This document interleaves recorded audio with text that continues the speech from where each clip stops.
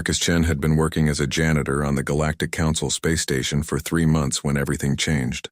The pay was decent, the work was simple, and most importantly, nobody bothered him. He swept floors, emptied trash bins, and fixed broken furniture, while alien diplomats discussed matters that could reshape entire star systems. The station housed representatives from 47 different species, each more advanced than humanity in their own way. The Zephyrians had mastered energy manipulation, the Krillians could bend space itself, and the massive Goliaths possessed strength that could crush starship hulls with their bare hands. Humans were the newest members of the Galactic Council, barely accepted after decades of proving they weren't a threat to galactic peace. Marcus enjoyed the irony. Here he was, a former weapons engineer who had designed some of Earth's most devastating military hardware, now pushing a mop bucket through corridors filled with beings who saw humans as primitive and harmless. His background was classified, his service record sealed, and his true identity known only to a select few in Earth's government. The morning started like any other. Marcus entered the main conference hall early, before the daily sessions began. The chamber was enormous, with seating arrangements that accommodated everything from the tiny, insect-like Chitauri to the towering Goliaths. In the center sat a simple wooden desk and chair, relics from Earth that had been gifted to the Council as a symbol of human craftsmanship and simplicity. As Marcus began his cleaning routine, he overheard a conversation that made him pause. 3 Zephyrian diplomats were hovering near the viewing gallery, their translucent forms shimmering with barely contained energy. "The humans are becoming too comfortable," the first one said, his voice like wind through crystal. "They speak as if they belong among us, as if their primitive technology makes them equals. Perhaps it's time to remind them of their place," added the second. "A demonstration of real power might humble their arrogance." The third Zephyrian's form pulsed with amusement. "What could they possibly show us? Their chemical rockets? Their crude nuclear weapons? We've moved beyond such barbaric tools millennia ago." Marcus continued sweeping, his face expressionless, but his mind was racing. He had hoped to leave his old life behind, to find peace in this simple existence, but it seemed the universe had other plans. The conversation continued as more aliens gathered. A Krillian ambassador whose body seemed to exist in multiple dimensions simultaneously materialized beside the Zephyrians. "I heard the humans are requesting to demonstrate their military capabilities at tomorrow's Security Council meeting," the Krillian said, his voice echoing from several directions at once. A massive Goliath, standing nearly 12 feet tall with skin like granite, stomped into the conversation. "Military capabilities?" he rumbled, his laugh shaking the floor. "I could crush their largest warship with one hand. What demonstration could possibly interest us?" Marcus finished sweeping that section and moved closer, pretending to clean the nearby seating area. The aliens paid him no attention. After all, he was just a human janitor, barely worth noticing. "The council leader seems eager to see what they'll present," the Zephyrian continued. "Some of the newer members think we should give them a chance to prove themselves." "Prove themselves?" The Goliath's eyes glowed with derision. "They've been part of the council for less than a year. They haven't earned the right to demonstrate anything." Marcus had heard enough. He quietly finished his work and left the chamber, his mind already formulating a plan. That evening, he returned to his small quarters and activated a secure communication link to Earth. The face that appeared on his screen belonged to Admiral Sarah Rodriguez, head of Earth's Galactic Relations Division. "Marcus," she said, surprise evident in her voice. "This is unexpected. Is everything all right?" "I need clearance to act," Marcus said without preamble. "The Council is planning to humiliate humanity tomorrow during the security demonstration. They think we're weak, primitive, and harmless." Admiral Rodriguez frowned. "Your cover is too important to blow over hurt feelings, Marcus. We need you in place for intelligence gathering." "This isn't about hurt feelings," Marcus replied. "This is about respect. If we don't establish ourselves as equals now, we'll never have a real voice in the Council. They'll always see us as junior partners at best." The Admiral was quiet for a long moment. "What do you have in mind?" Marcus looked around his sparse quarters, his gaze settling on the simple furniture that had been standard issue. "I'm going to build them a weapon," he said, "using nothing but what I have available here on the station. Marcus, the restrictions on bringing weapons technology into Council space are absolute. If you're caught "I won't be caught," Marcus interrupted. "And I won't be using any technology they don't already know about. I'll just be using it differently." Admiral Rodriguez studied his face through the transmission. She had known Marcus for 15 years, had seen him solve impossible problems with limited resources. If anyone could pull off something like this, it was him. "You have 48 hours, she said finally. "After that, we'll need to extract you regardless of the outcome." The transmission ended, leaving Marcus alone with his thoughts. He looked around his quarters again, mentally cataloging every piece of equipment, every tool, every scrap of material available to him. Tomorrow, the Galactic Council would see what human ingenuity could accomplish. They wanted to see humanity's weapons. Tomorrow, he would show them one built from nothing more than a desk and a chair. Marcus spent the entire night working in the maintenance bay, a dimly lit section of the station where broken equipment went to be repaired or recycled. His janitor access codes allowed him entry to areas most beings on the station never saw. Here, surrounded by discarded technology from dozens of different civilizations, he began his project. The wooden desk from the conference hall was his starting point. Earth oak, harvested from trees that had grown for over 2 centuries before being crafted into furniture. The wood was dense, strong, and most importantly, completely underestimated by every alien species he had encountered. To them, using organic materials for anything beyond decoration was primitive and inefficient. Marcus carefully disassembled the desk, separating each piece and examining the grain structure under a magnifying lens he had borrowed from the maintenance toolkit. Oak was remarkable in its consistency and strength, but more importantly, it was an excellent conductor of specific types of energy when properly prepared. The chair provided the second component of his design. Its metal frame was made from a titanium steel alloy, common enough in human manufacturing but apparently unknown to most alien civilizations. They had long since moved beyond such crude materials in favor of exotic matter and energy-based constructions. Working with tools that were designed for basic maintenance tasks, Marcus began reshaping the components. He heated the metal frame using a plasma torch intended for welding, carefully bending and forming it into a precise geometric pattern. The mathematics were complex, requiring exact angles and measurements that he calculated entirely in his head. As dawn approached, other maintenance workers began arriving for their shifts. Marcus nodded politely to the few who acknowledged him, continuing his work as if he were simply repairing furniture for the conference hall. A Chitauri technician no bigger than his hand crawled across his workbench and examined his progress with compound eyes. "Curious construction pattern," the Chitauri chirped in accented standard galactic. "Purpose unclear. Human repair methods inefficient but creative." "Just fixing a broken desk," Marcus replied, carefully inserting a wooden slat into the metal framework at a specific angle. The humans who donated it want it to look exactly as it did originally. The Chitauri's antennae twitched with what Marcus had learned was their equivalent of a shrug. Human sentimentality, attachment to primitive materials. Fascinating but illogical. After the Chitauri moved on, Marcus continued his work. The framework was taking shape, resembling something between a chair and a piece of abstract art. To anyone watching, it would appear to be nothing more than a furniture repair project. But Marcus knew better. The key to his design lay in understanding how different alien technologies interacted with seemingly mundane materials. The Zephyrians, for example, used pure energy constructs for most of their technology. Their weapons and tools were made of contained plasma and focused electromagnetic fields. What they didn't realize was that properly prepared organic materials could redirect and amplify those same energy fields in unexpected ways. Marcus had discovered this principle during the war with the Epsilon Syndicate, 5 years before humanity joined the Galactic Council. A desperate battle had left his unit stranded on a primitive world with nothing but basic supplies. When Syndicate forces attacked with energy weapons, Marcus had improvised a defense using local wood and scrap metal.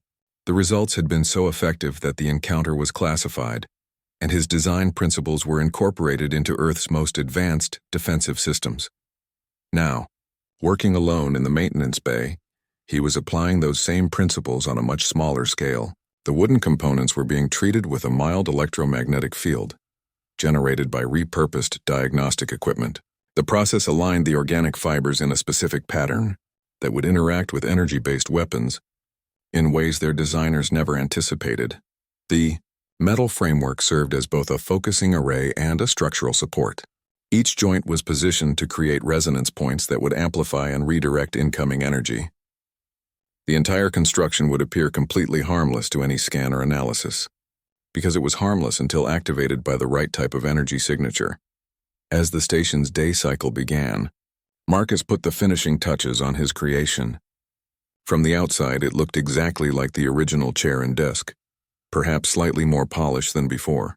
He carefully transported the pieces back to the conference hall and reassembled them in their original positions. Marcus stepped back to admire his work. To any observer, including the sophisticated sensors that monitored the conference hall, it appeared to be nothing more than simple earth furniture. The wooden desk gleamed with a subtle polish, its grain patterns flowing naturally across the surface. The chair looked comfortable and inviting, its metal frame supporting a wooden seat that matched the desk perfectly. But Marcus could see the hidden geometry in the design, the precise angles and measurements that transformed mundane materials into something far more dangerous. The entire construction was now a weapon of extraordinary potential, one that would activate only under very specific circumstances. He checked his chronometer. The Security Council meeting would begin in 3 hours. The alien delegations would gather to witness humanity's military demonstration, expecting to see primitive chemical weapons or basic energy projectors. Instead, they would learn that human ingenuity could turn even the most harmless objects into instruments of devastating power. Marcus gathered his cleaning supplies and began preparing the conference hall for the day's session. As he worked, he couldn't help but smile. The aliens wanted to see humanity's weapons. They were about to discover that in human hands everything could be a weapon. The morning announcement echoed through the station's corridors, calling all council members to the security demonstration. Marcus finished his preparations and took his position in the maintenance alcove, where he would have a clear view of the proceedings while remaining unnoticed. Today, the Galactic Council would learn what it truly meant to underestimate humanity. The conference hall filled slowly as representatives from across the galaxy took their designated positions. Marcus watched from his maintenance alcove as beings of incredible power and advanced technology gathered to witness what they assumed would be a humbling display of human primitiveness. Ambassador Elena Vasquez, Earth's senior representative to the Council, stood at the central podium with calm dignity.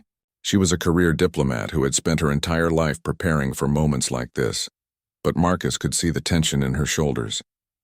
She knew as well as anyone that humanity's position in the Council hung in the balance. Honored Council members, Ambassador Vasquez began, her voice carrying clearly through the chamber's translation systems. Earth appreciates this opportunity to demonstrate our defensive capabilities. We understand that many of you have questions about humanity's ability to contribute meaningfully to galactic security. Ripple of what Marcus interpreted as condescending amusement passed through the alien delegations.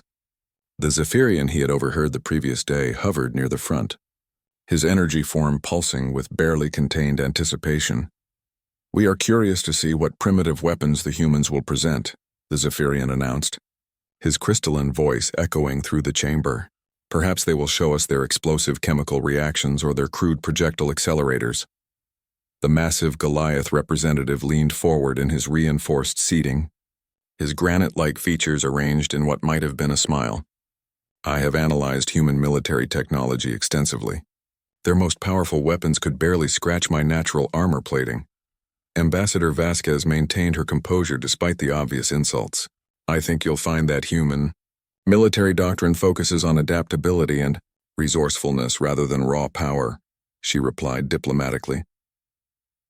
Multi-dimensional Krillian phased partially into the chamber, his form shifting between realities as he spoke. "Adaptability is admirable, but in modern warfare, energy output and technological sophistication determine victory. Your species has neither." Marcus felt his anger rising but forced himself to remain calm. These beings had no idea what they were about to witness. He checked his concealed remote control device, a small piece of maintenance equipment he had modified to trigger his creation at the precise moment. "Very well," Ambassador Vasquez said, gesturing toward the center of the chamber where the wooden desk and chair sat innocently. "Our demonstration will focus on defensive capabilities using locally available materials. As you can see, we have standard Earth furniture positioned in the target area. The alien representatives exchanged glances that ranged from confusion to outright amusement. A Chitauri delegate's wings buzzed with what Marcus had learned was their version of laughter. "You intend to defend yourselves with furniture?" the tiny being chirped. "This confirms our assessment of human technological limitations." "Not exactly," Ambassador Vasquez replied, her voice taking on a subtle edge that Marcus recognized from her classified briefings. "We intend to demonstrate that humans can create effective defensive systems from virtually anything." She nodded toward the viewing gallery where several holographic displays showed detailed scans of the desk and chair. The readouts confirmed what every being in the chamber already believed. They were looking at simple wooden furniture with basic metal components.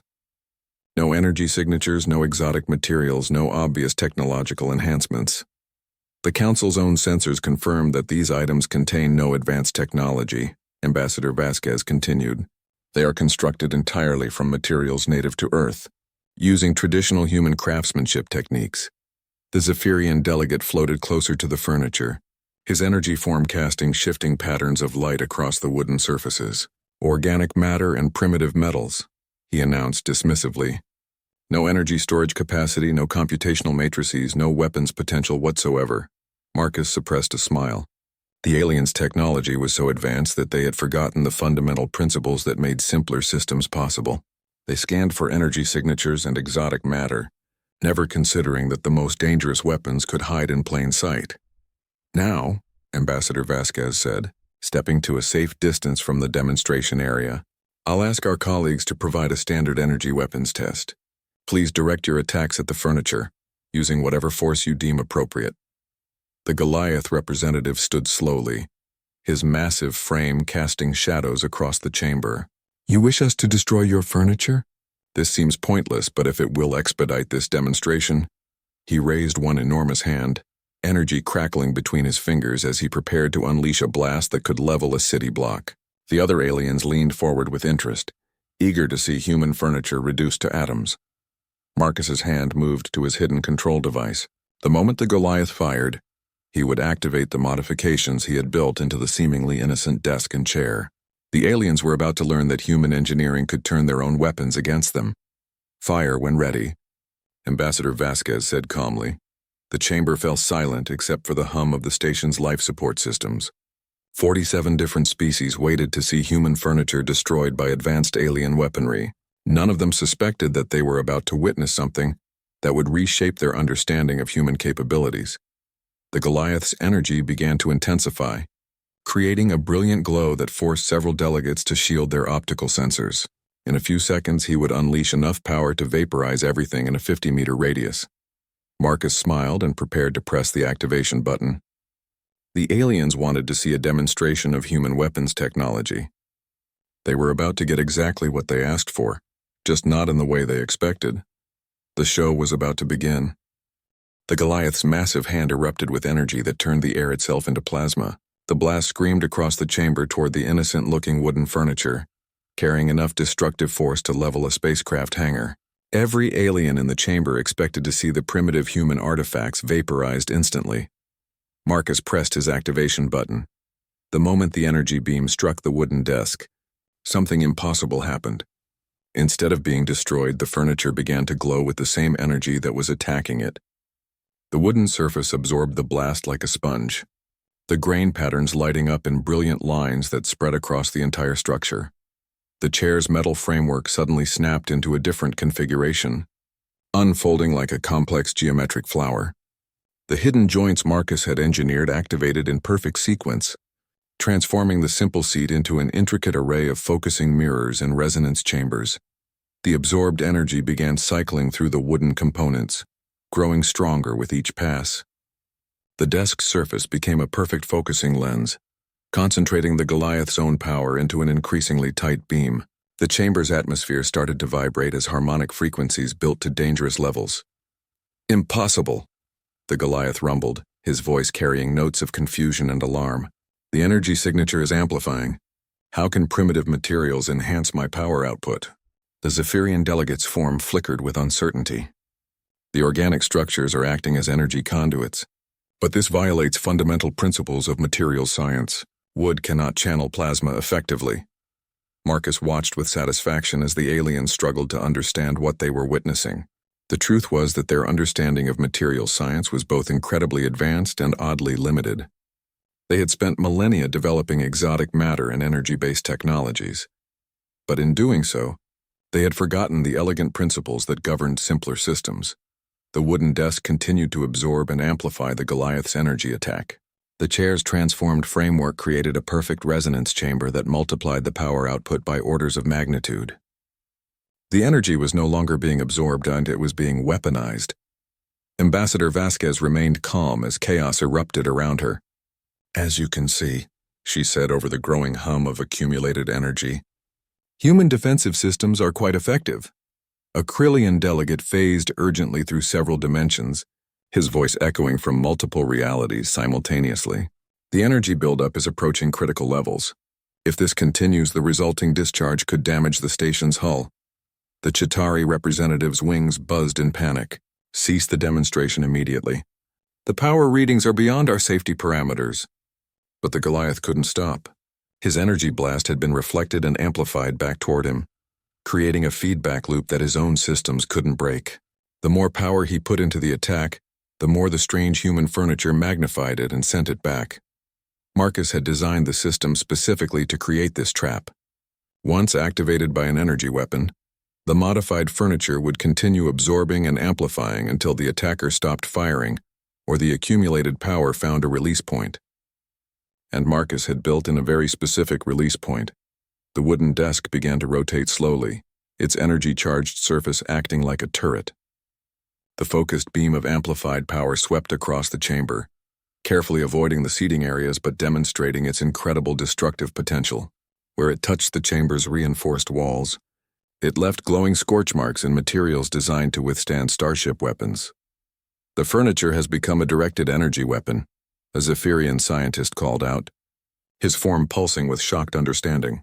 "It's using our own attack as ammunition." The chamber erupted in alarmed conversations as delegates realized what they were witnessing. The humans hadn't brought a weapon to demonstrate. They had built one from harmless materials using the aliens' own attacks as a power source. Finally, the Goliath managed to cut off his energy output. The feedback loop broke, and the accumulated power in the wooden furniture began to dissipate safely through channels Marcus had designed for exactly this purpose. The desk and chair slowly returned to their innocent appearance, looking once again like simple earth craftsmanship. The chamber fell silent except for the hum of ventilation systems working to clear the ionized atmosphere. 47 species of advanced aliens stared at furniture that had just demonstrated the ability to weaponize their own attacks against them. Ambassador Vasquez stepped forward, her diplomatic training keeping her voice steady, despite the magnitude of what had just occurred. "This concludes our demonstration of human defensive capabilities. As you can see, our approach to military technology emphasizes adaptability and the efficient use of available resources." The Zephyrian delegate, who had been so dismissive earlier, now hovered, uncertainly near the restored furniture. "How is this possible? Our scans detected no advanced technology, no energy storage systems, no computational matrices." "Because there are none," Ambassador Vasquez replied simply. "This system uses principles of physics that don't require exotic matter or advanced energy sources. It's based on fundamental laws that govern all matter and energy in the universe." A multi-dimensional Krillian phases fully into their reality, his form stabilizing as he focused intently on the human ambassador. "You're suggesting that your species has discovered applications for basic physics that we have overlooked?"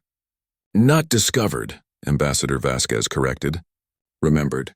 Sometimes the most sophisticated solutions come from understanding simple principles very deeply rather than adding layers of complexity." Marcus felt a surge of pride as he watched the aliens grapple with this concept. Their technological advancement had led them down paths of increasing complexity and specialization. They had developed incredible tools, but in doing so, they had lost sight of the elegant simplicity that could turn any material into a weapon in the right hands. The demonstration had achieved everything he had hoped. The aliens no longer saw humans as primitive or harmless. Instead, they were looking at a species that could apparently weaponize anything. anywhere using nothing more than clever engineering and deep understanding of natural laws. The Goliath delegate slowly approached the restored furniture, his massive frame moving with newfound respect. You turned my own weapon against me using wood and metal. How many other everyday objects could you transform in similar ways?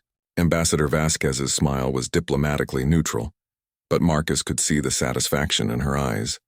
That, she said, is classified. The aftermath of the demonstration sent shockwaves through the Galactic Council that extended far beyond the conference chamber. Within hours, every major species was conducting emergency meetings to reassess their understanding of human capabilities. Marcus watched from his maintenance alcove as delegates huddled in urgent discussions, their previous dismissive attitudes replaced by wary respect and not a small amount of fear. Ambassador Vasquez handled the flood of questions with diplomatic skill, revealing just enough information to intrigue without compromising Earth's strategic advantages. She confirmed that the demonstration used only standard Earth materials and basic physics principles, but refused to elaborate on the specific techniques involved. The method is relatively simple, she explained to a gathering of scientific advisors. The challenge lies in understanding the underlying principles well enough to apply them effectively. This requires a particular approach to problem solving that seems to be uniquely human. The Zephyrian scientist who had initially mocked the demonstration now floated anxiously around the restored furniture, his energy form flickering with frustrated curiosity. We have analyzed the construction from every possible angle, he reported to his delegation. The materials are exactly what they appear to be, wood and metal arranged in geometrically precise patterns. But the mathematical relationships that govern those patterns are extraordinarily complex. Marcus smiled to himself as he continued his cleaning duties. The aliens were trying to reverse engineer his creation using their advanced scanning technology, but they were missing the fundamental insight that made it possible. They were looking for exotic physics when the solution lay in applying ordinary physics in extraordinary ways. Chitauri technician had spent the entire morning crawling over the furniture with microscopic sensors, mapping every grain line and joint angle with obsessive precision. Her report to the Chitauri delegation was both thorough and completely useless. Construction patterns follow organic growth matrices, she buzzed in rapid standard galactic. Resonance points correspond to natural stress distributions in wooden substrate. Metal framework incorporates harmonic frequencies that match organic oscillation patterns. Conclusion: technology level appears primitive, but effectiveness suggests hidden complexity. The tiny being was describing exactly what Marcus had built, but she couldn't understand why it worked, because she was thinking like a highly advanced alien rather than a human engineer. The aliens had grown so accustomed to using exotic matter and energy-based technologies that they had forgotten how to make ordinary materials perform extraordinary functions. As the day progressed, Marcus began noticing increased security around the human quarters and facilities. The aliens were no longer treating humanity as a harmless junior member of the council. Instead, they were responding to humans as a potential threat that needed to be carefully monitored and understood. 3 Goliath security officers now stood guard outside the human embassy section, their massive forms radiating watchful tension. Their orders were probably to protect the humans from potential retaliation, but Marcus suspected they were also there to gather intelligence on human activities. The change in attitude was most evident during the afternoon session when the council addressed trade agreements and resource allocation. Previous meetings had seen human requests politely dismissed or significantly reduced. Today, Ambassador Vasquez's proposals were receiving serious consideration and respectful debate. Earth's request for expanded mining rights in the Kepler system has merit, admitted a Krillian trade representative who had opposed human expansion just days earlier. Their unique approaches to resource extraction could prove valuable to council operations. Marcus understood the subtext. The aliens were no longer worried about humans being too primitive to handle advanced responsibilities. Now they were concerned about what humans might accomplish if given access to more resources and technology. The Zephyrian delegation had called for a closed session to discuss security, implications of recent revelations. Marcus didn't need to eavesdrop to know what they were discussing. The demonstration had shown that humans could turn harmless objects into weapons using principles the aliens didn't fully understand. The logical question was what humans could accomplish with access to truly advanced alien technology. That evening, Marcus received an encrypted message on his personal communicator. The sender was Admiral Rodriguez, but the message protocol indicated maximum security classification. Extraction team standing by. The brief message read, Council Intelligence Services showing increased interest in human personnel. Recommend immediate departure. Marcus deleted the message and considered his options. The demonstration had been a complete success, but it had also painted a target on every human in Council space. The aliens were no longer dismissive of human capabilities, but they weren't comfortable with the implications either. He made his decision and activated his communicator to send a reply. Mission objectives achieved. Maintaining cover for additional intelligence gathering. Extraction unnecessary at this time. The truth was that Marcus found himself fascinated by the aliens' reactions to his demonstration. Their technology was incredibly advanced, but their thinking had become rigid and specialized. They approached problems by adding layers of complexity, rather than finding elegant solutions within existing parameters. Humans, by contrast, had developed their technology through constant resource limitations and the need to improvise solutions under pressure. Every major advancement in human history had come from someone figuring out how to do more with less, how to make simple materials perform complex functions. As Marcus settled into his quarters for the night, he began planning his next project. The aliens had learned that humans could weaponize furniture, but they still didn't understand the full scope of human adaptability. Perhaps it was time to show them what a human could accomplish with access to an entire space station's worth of harmless materials. The maintenance bay contained components from dozens of different alien technologies, all considered obsolete or broken by their original owners. To the aliens, these materials were worthless junk waiting for disposal. To Marcus, they represented an opportunity to demonstrate just how dangerous human ingenuity could become when properly applied. The Galactic Council wanted to understand humanity's true capabilities. Marcus was beginning to think they deserved a more comprehensive education. 3 days after the furniture demonstration, Marcus noticed that his routine activities were being observed more closely than ever before. Alien intelligence operatives had positioned themselves throughout the station, pretending to go about normal business while keeping careful watch on human personnel. A Chitauri spy had taken a position in the ventilation system above his quarters, thinking her tiny size made her invisible. 2 Zephyrian agents hovered in the corridor outside the maintenance bay, their energy forms dimmed to appear like standard lighting. Even a Goliath operative had somehow squeezed himself into an alcove near the disposal chutes, trying to monitor what the humans were throwing away. Marcus found their efforts both amusing and concerning. The aliens were clearly taking the threat of human ingenuity seriously, but their surveillance methods revealed a fundamental misunderstanding of how humans actually operated. They were watching for advanced technology and sophisticated equipment, never realizing that the most dangerous human weapons could be built from materials they considered worthless, garbage. The opportunity Marcus had been waiting for arrived during the weekly council session on environmental protocols. The meeting was routine and boring, focusing on waste disposal procedures and recycling regulations. Most delegates paid little attention as technical specialists droned through statistics about material recovery rates and energy efficiency standards.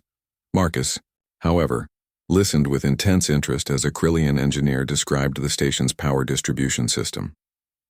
The presentation included detailed schematics showing how energy was routed through conduits that ran behind every wall and through every floor of the massive structure. Primary power flows through crystalline matrices that interface directly with each species technology, the engineer explained, his multi-dimensional form shifting as he manipulated holographic displays. Secondary systems handle environmental controls, while tertiary networks manage communication and data processing. The information was considered public knowledge, necessary for maintenance workers and technical staff to perform their duties. But Marcus saw possibilities in those schematics that no alien would consider. The power distribution system wasn't just a utility network. It was a potential weapon delivery system that extended throughout the entire station. After the session ended, Marcus made his way to the maintenance bay and began gathering materials that had been scheduled for disposal. Broken communication devices from a dozen different species, discarded energy regulation modules, damaged processing units that various aliens had replaced with newer models.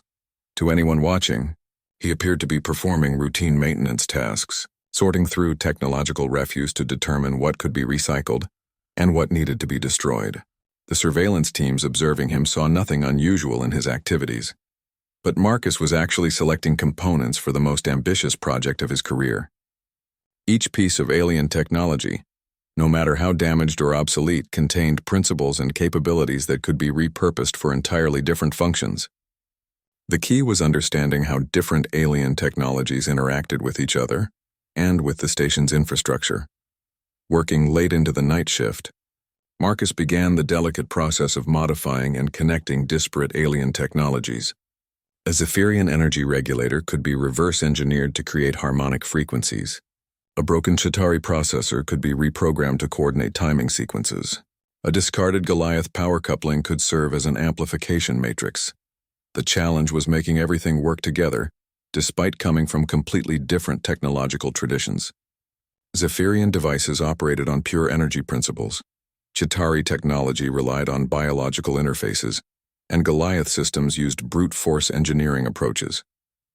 Getting them to function as a unified system required insights that existed at the intersection of all their technologies. Marcus had gained those insights during his years studying captured alien equipment in Earth's classified research facilities.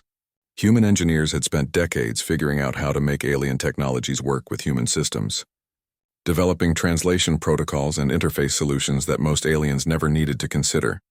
As dawn approached, Marcus completed the first phase of his new project. To anyone examining the components, they would appear to be a collection of broken equipment awaiting proper disposal. The alien surveillance teams would see nothing more threatening than technological refuse, but Marcus knew that he had just constructed a system capable of interfacing with the station's power grid in ways that would give him control over environmental systems, communication networks, and even defensive capabilities. The entire space station had become a potential weapon platform, controlled by devices built from materials the aliens had literally thrown away. The morning shift change brought fresh surveillance teams and new observers. Marcus noted their positions and continued his maintenance duties, occasionally making small adjustments to his hidden construction when he was certain he wasn't being directly watched. By midday, his system was ready for testing. Marcus activated a small diagnostic routine that sent test signals through the station's power grid, carefully monitoring the responses. The signals were so subtle that they would appear to be normal fluctuations in power distribution, but they confirmed that his improvised control system could access every major network on the station. During the afternoon council session, Marcus made his move. From his position in the maintenance alcove, he activated his hidden system and began demonstrating its capabilities. The chamber's lighting dimmed slightly, then returned to normal. The atmospheric controls shifted the air temperature by a single degree before compensating. The holographic displays flickered almost imperceptibly. To most observers, these would seem like minor technical glitches common in any complex facility. But Ambassador Vasquez noticed the pattern and realized what was happening.